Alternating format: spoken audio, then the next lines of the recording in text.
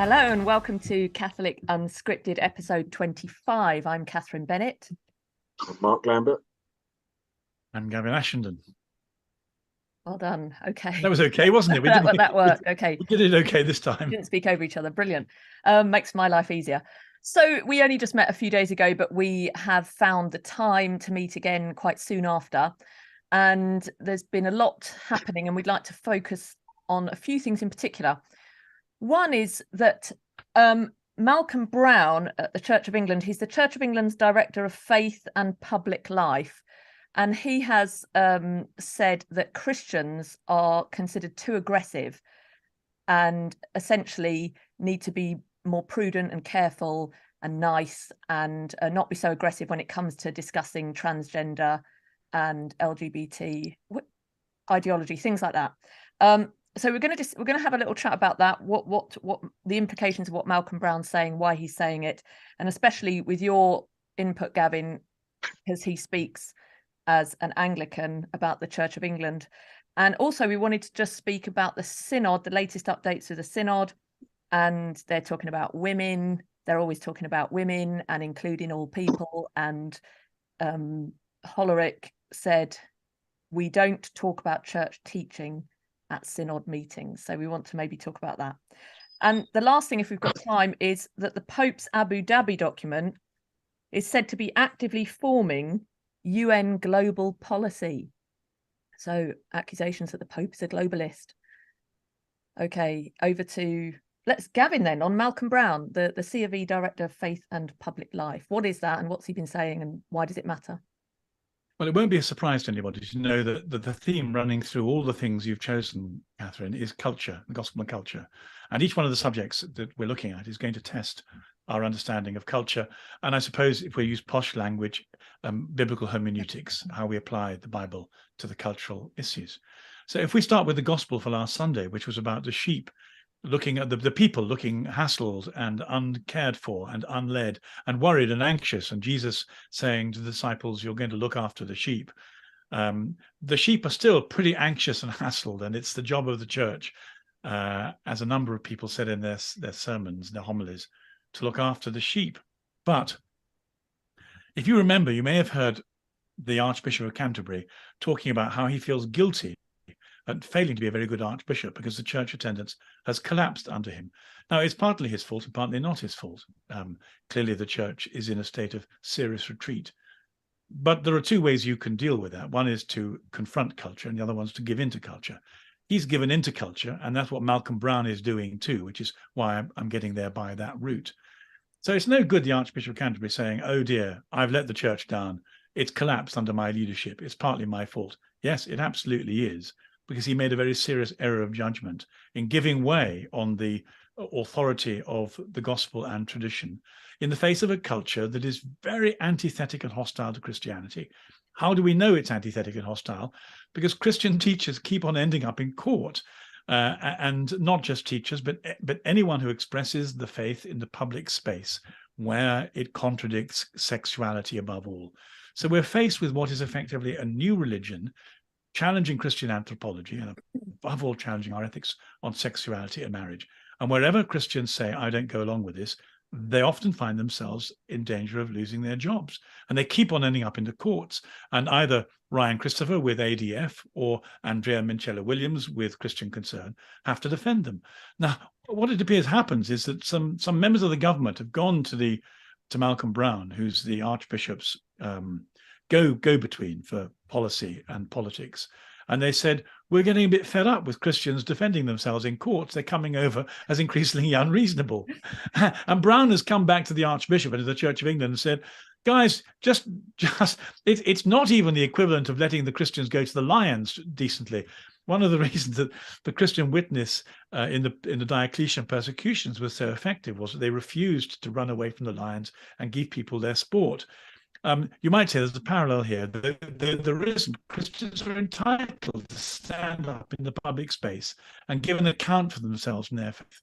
And if the people who are trying to hassle them find this objectionable, it's not the Archbishop of Canterbury or his civil servant go-between's job to say, shut up and let them persecute you without causing any fuss. It's such a betrayal of the gospel.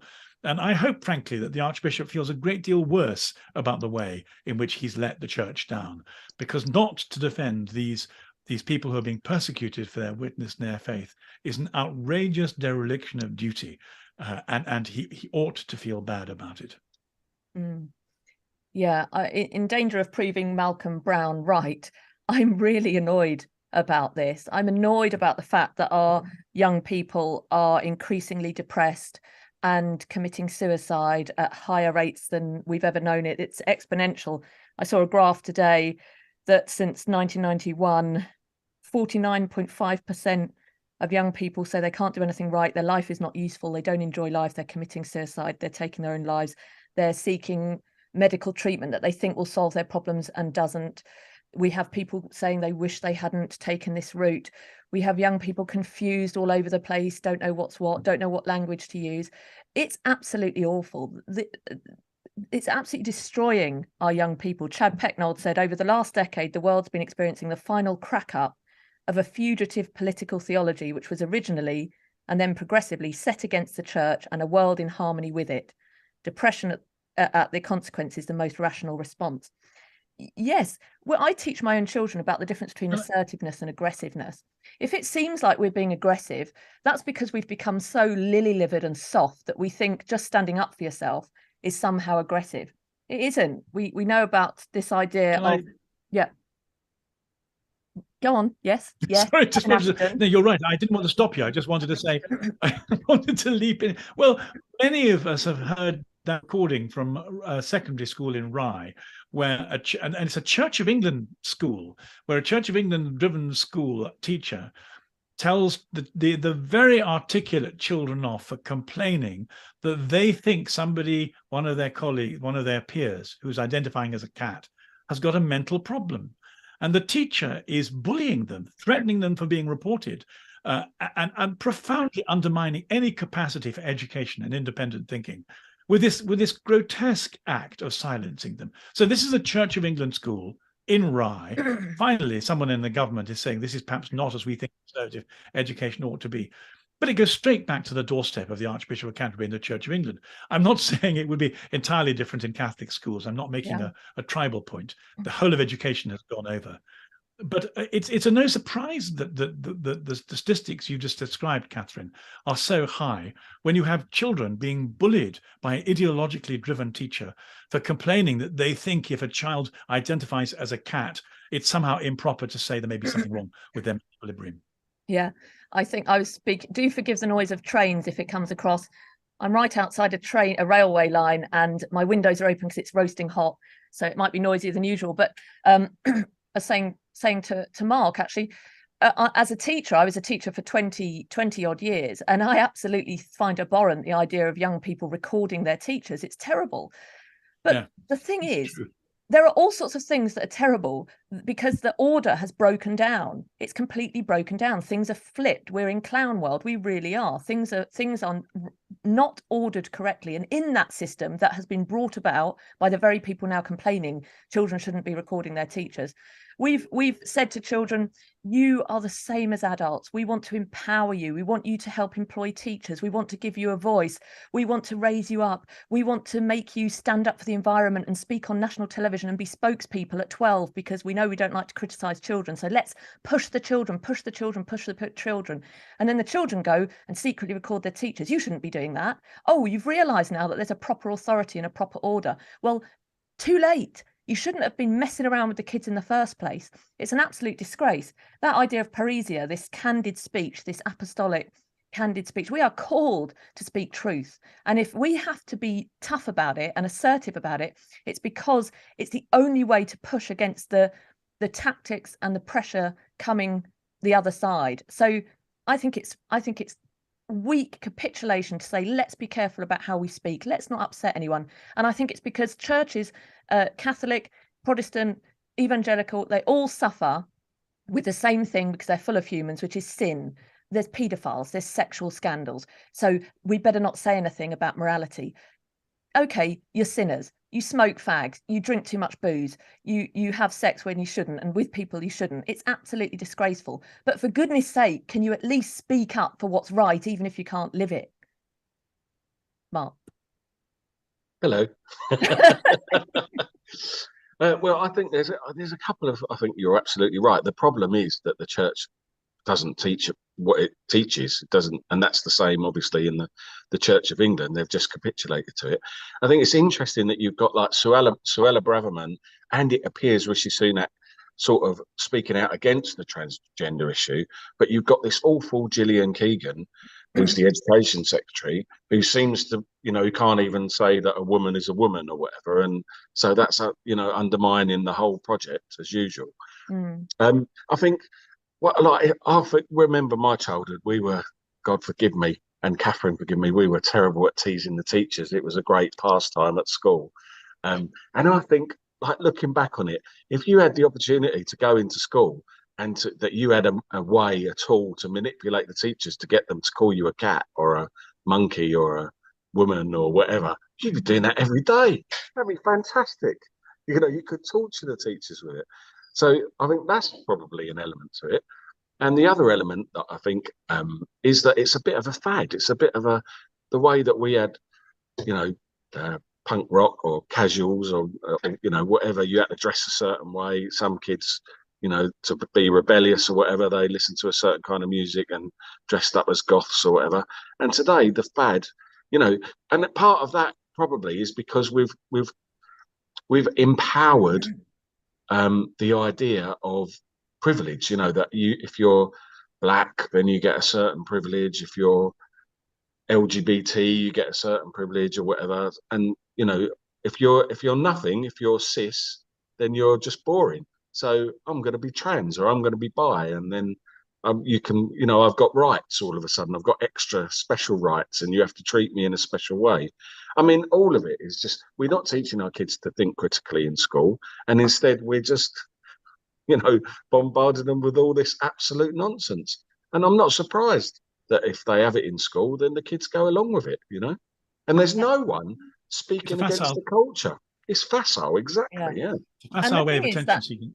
That idea. Sorry, Gavin. That idea of rebellion. And you say I remember being in the 80s and 90s, and I was dressing like a goth, and I was wearing fishnet tights, and I was black makeup and stroppy with my parents. And oh, by the way, so were all my friends. So you think you're rebelling, and all you're doing is following another pattern, a different pattern, but it's still a pattern. You haven't broken out of a pattern. You've just replaced one pattern with another. And the thing about this is, okay, maybe you shouldn't be wearing black clothes, or you look stupid, or you're acting ridiculous and grumpy. But when you're telling children that sex is not real, or that there's something like non-binary is not a thing. You cannot be non-binary. Is that a hate crime to say that? That you can't teach a child. I'm not having my child taught that there's such a thing as non-binary. It isn't. There just isn't. So we have to be able to say that. Do we say it in an aggressive way, saying let's go and lynch mob those who say they're non-binary? No, of course we don't. Well, even surely if you say that you are binary or non-binary, then that's binary, isn't it? Well, what I don't get is bisexuals. How can there be bisexuals if there's not just two sexes? Oh, very nice. I love it. Nice argument. Very good, Mrs. Bennett. Absolutely. Trisexuals, quadrisexuals, multisexuals, but not bisexuals. If you're going to argue against being non-binary, that's very good. That's bigoted. Yeah. Stop it. I was just since we've got to a light note, I want to know what where Mark is with that thing, because he looks to me like Oliver Reed on Gladiator. Nice background. What's the background? It's better than The Office. I was in Colchester last night speaking to a group of newly ordained priests, and I just took that snap of the old Roman wall there as I was departing. So I thought there was something Roman about it. You look absolutely like a major character in Gladiator there. Gladiator. I'm just glad you're on our side, that's all. Yeah. But don't be too aggressive. No, sorry. Shall we move on? Yeah. Yeah. So next we said, we thought we might take another glimpse, since it's been a while, of what's happening in Synod world. In the Catholic Synod, we've had something about Mark, tell us all about the Synod and the latest comments and what Cardinal Hollerich's been saying. Well, it's the usual. We've had the dumpster fire, and it's just absolutely atrocious.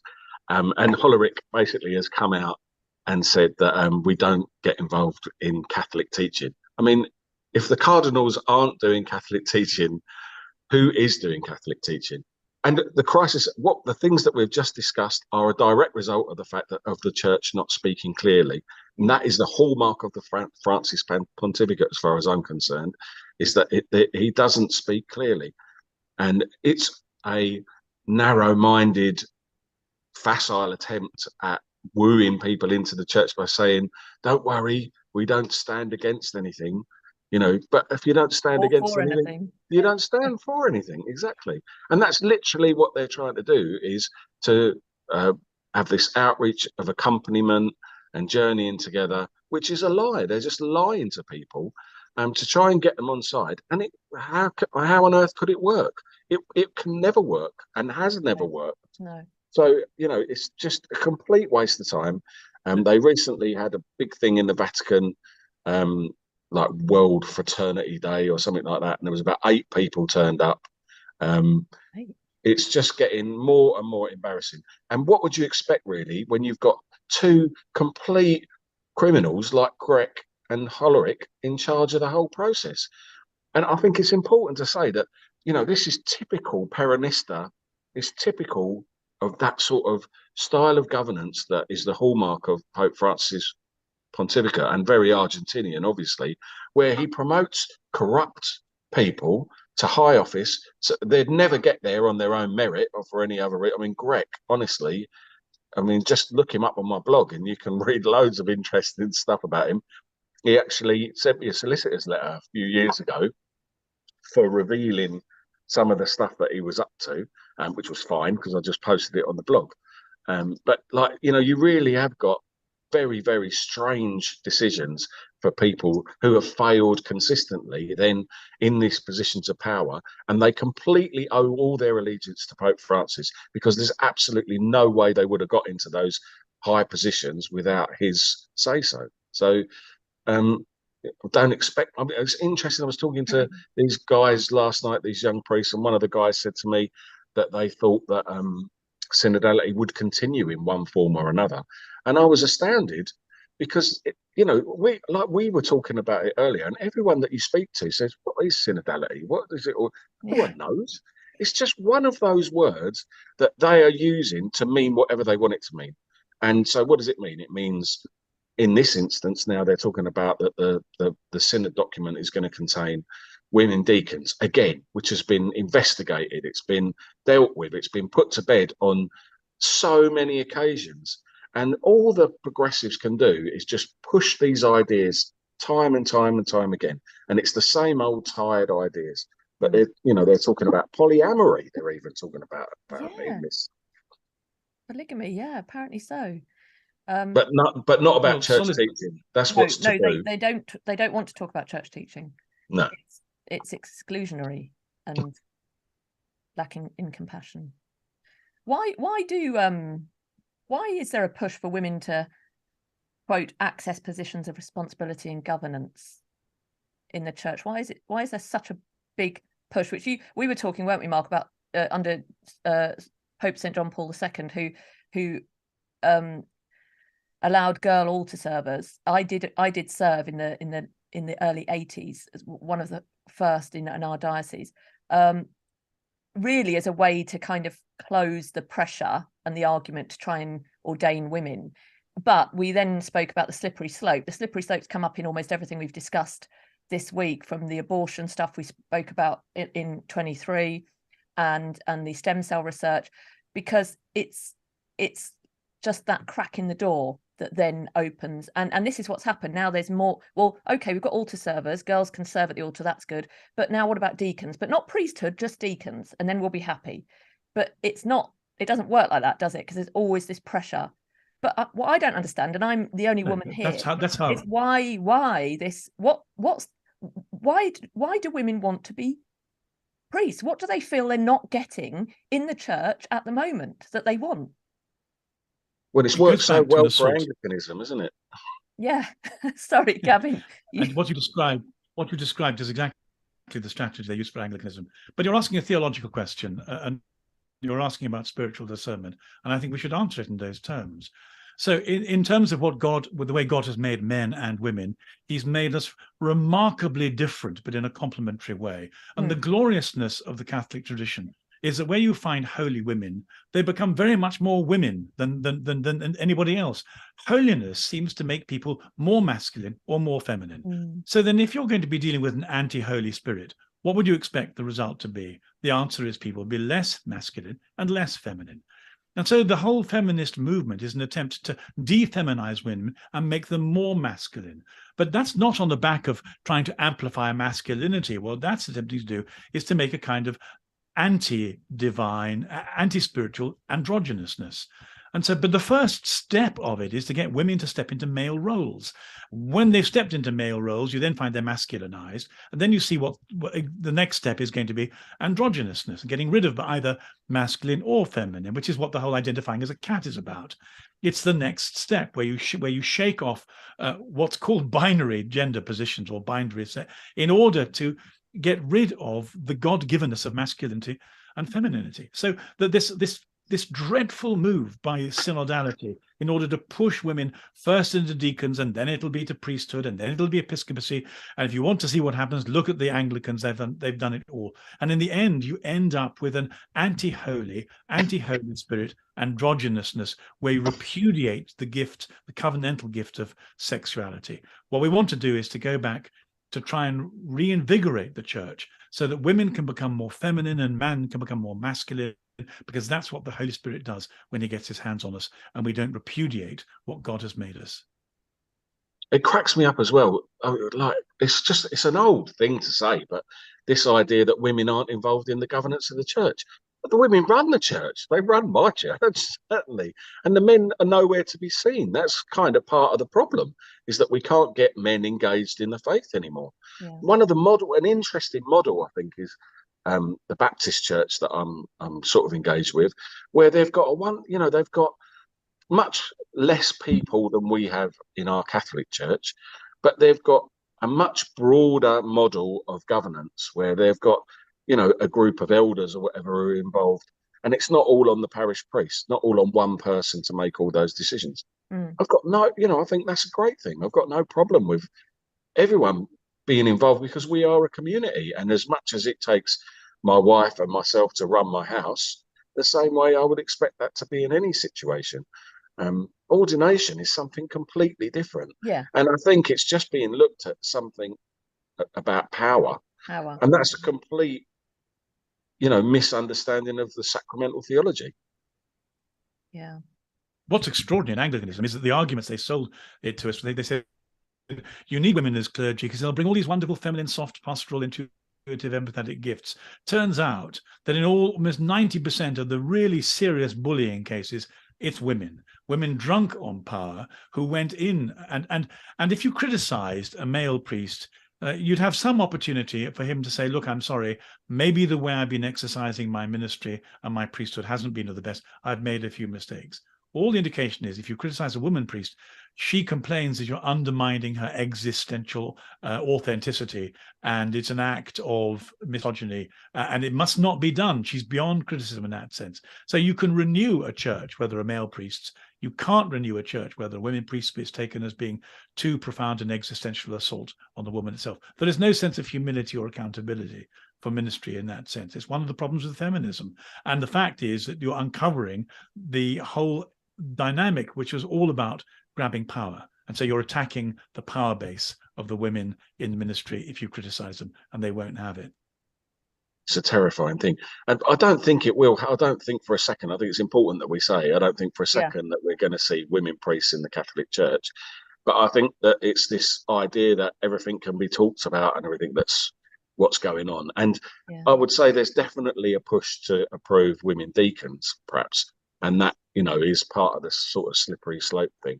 Yeah. But it's frustrating because the whole thing has been looked into, even under this pontificate, it's been investigated and it's been dealt with and closed. And yet they're still doing it. And it's just that progressive tool that you see all over society, don't you? You know, them keep pushing at the closed door. You know.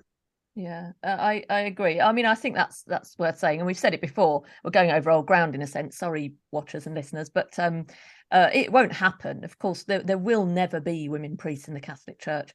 I doubt there'll ever be women deacons in the Catholic Church either, but there definitely won't be women priests. But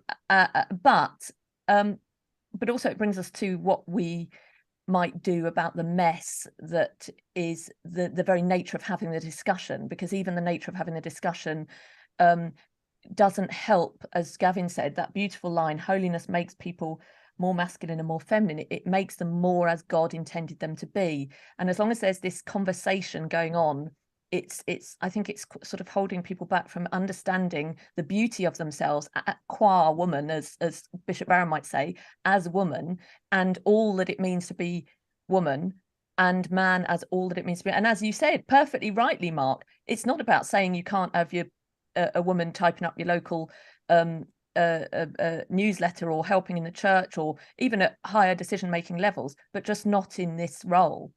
It's just a no for reasons so if you need we don't need to go into. If you need because we have. If you need a brief aphorism for what we're talking about, it could even be the name for this episode. We want sanctity, not equality. If you want to renew the church, you want sanctity, not equality. Everything that the Hollerich and that we've been presented has all been about accompaniment, equality, relativism, and the whole politicization and socialization of the church. What is the opposite of that? It's sanctity. What does sanctity do? It makes men more men and women more women. Yeah. And so what the laity should be saying to the hierarchy is saying, absolutely no to equality.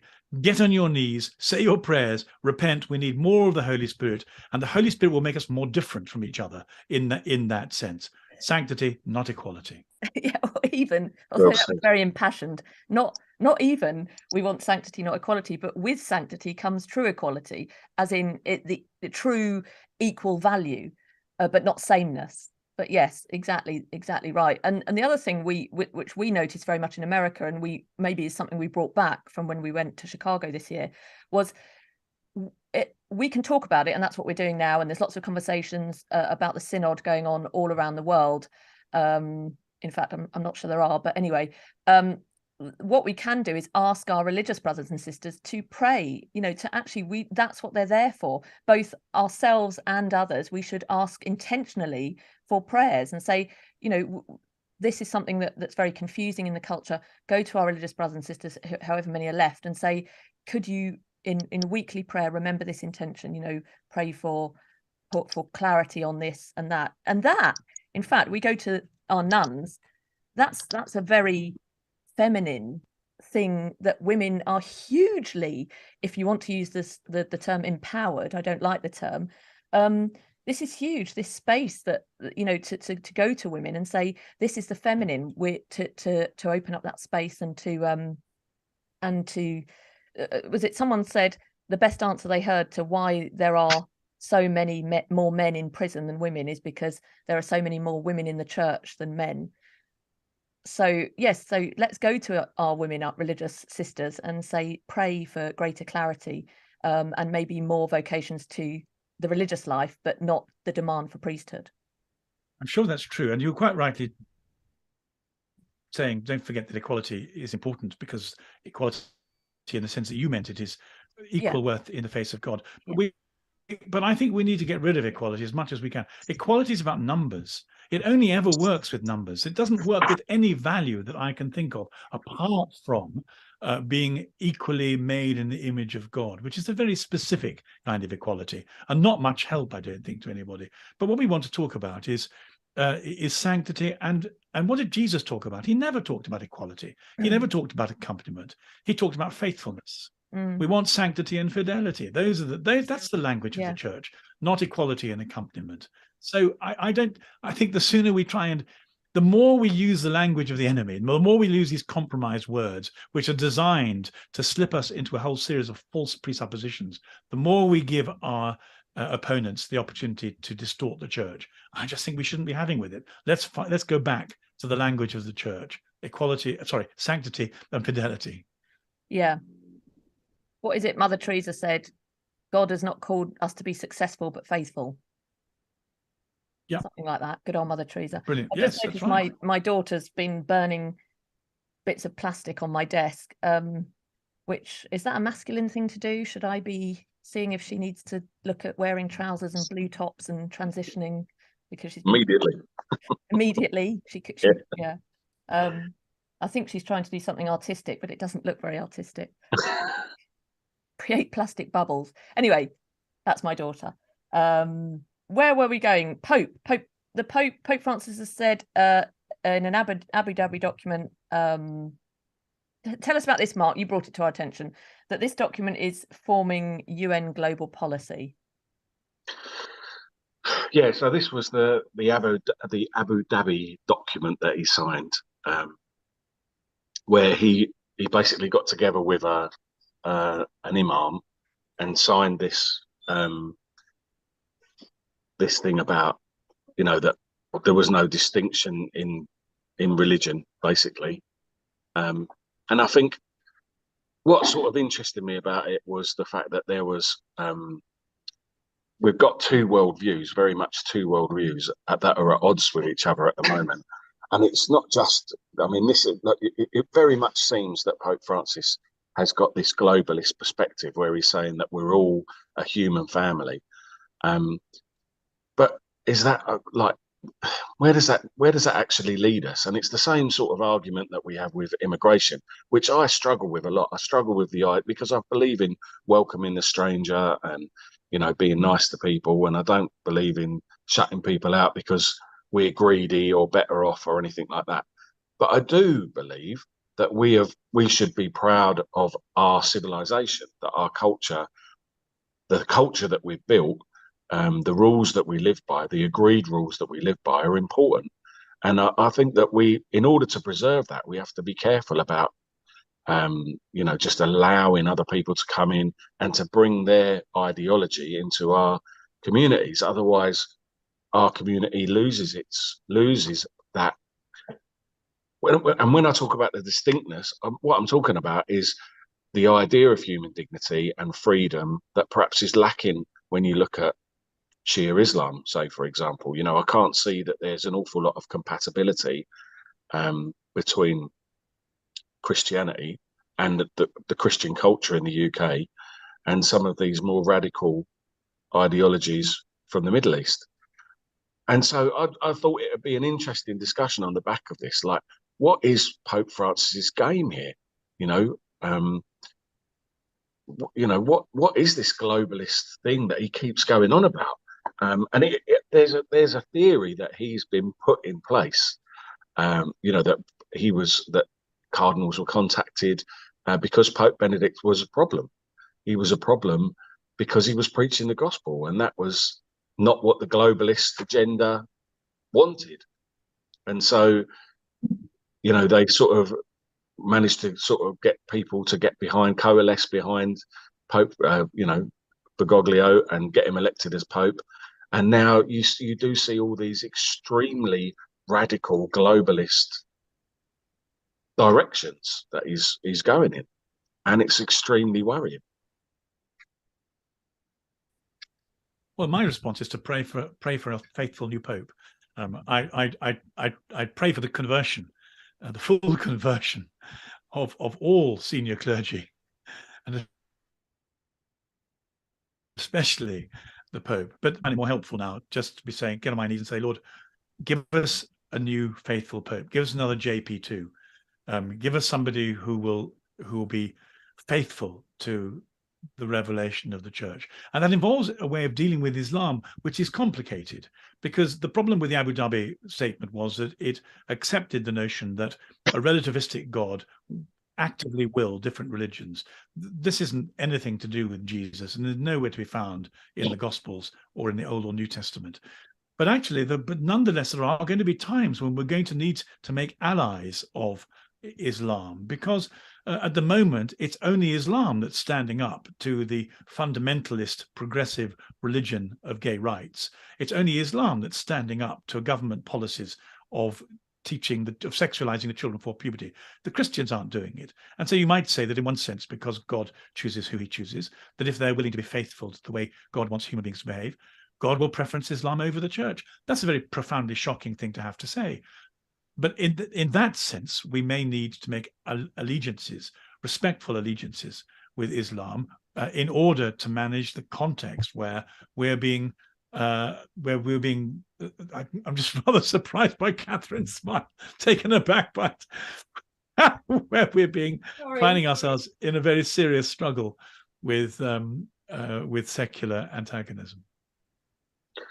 It's a difficult path to walk, isn't it? And Pope Francis is definitely not walking it with this guy, the Imam of Al-Azhar Al-Sharif, Ahmed Al-Tayyib, who is, he is a very, very watered down version of Islam, isn't he? He's much more on the sort of Sufi, Sunni, very gentle.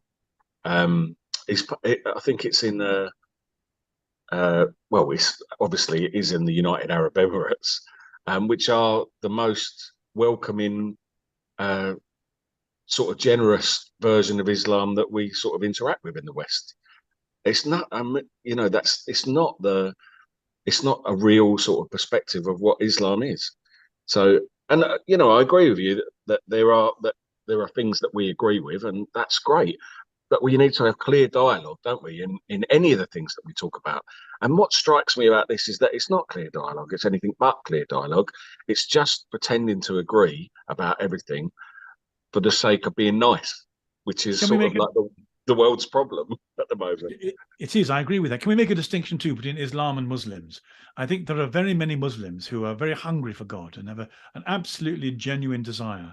They are to be complimented and prayed for and loved and supported. And what's most exciting is the number of Muslims who find themselves having dreams of Jesus. Jesus is trying to get through to Muslims who are hungry for God and for whom Muhammad is not enough. And Muhammad should not be enough, because he doesn't introduce people to God the Father, and he does not introduce people to forgiveness and grace.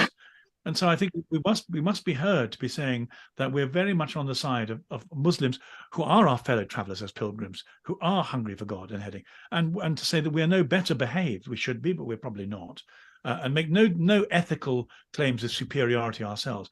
What we are making claims for is the superiority of Jesus over Muhammad, or the superiority of the New Covenant, New Testament, over the Quran. And that's something that we can justify and defend and articulate. And it's very different from presenting ourselves as better or superior, which we ourselves are not.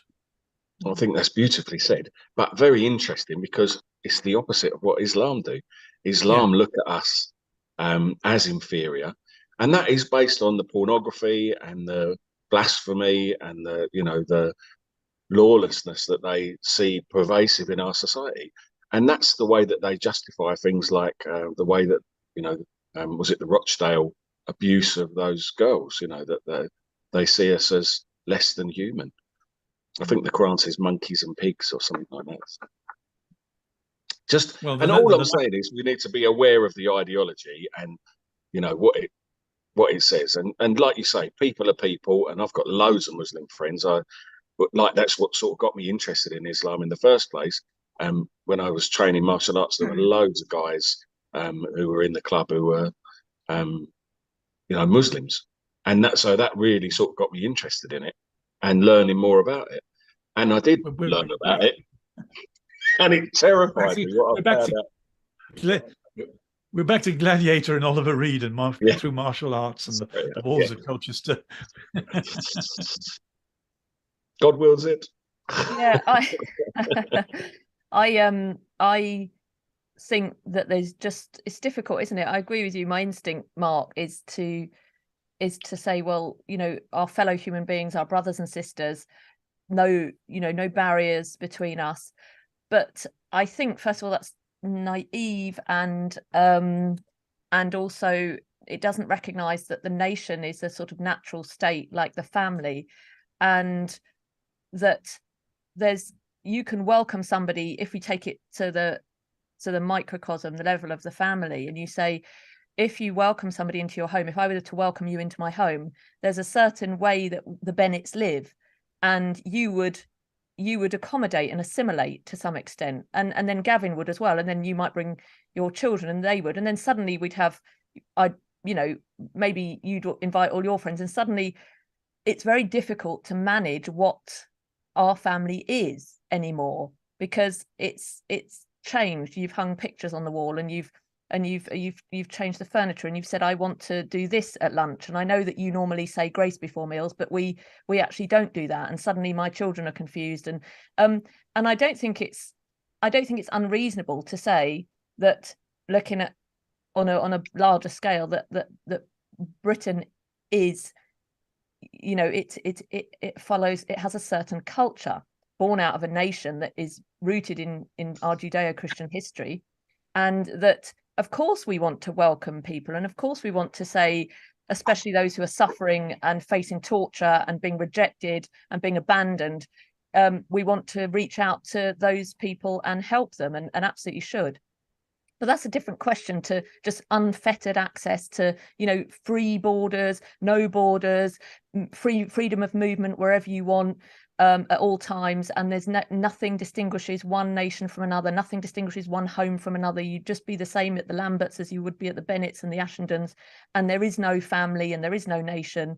And that doesn't seem to me particularly Christian or particularly natural or especially nice, especially when you have a duty of care to your own family, to your own children. My duty to my children is my duty. Yours is to your children, Mark, and Gavin, yours is to yours. I care about your children. I love your children, as a Christian does. But first and foremost, I'm raising my children. I'm choosing what school to send my children to. I'm choosing how to pray with them and how to teach them with my husband.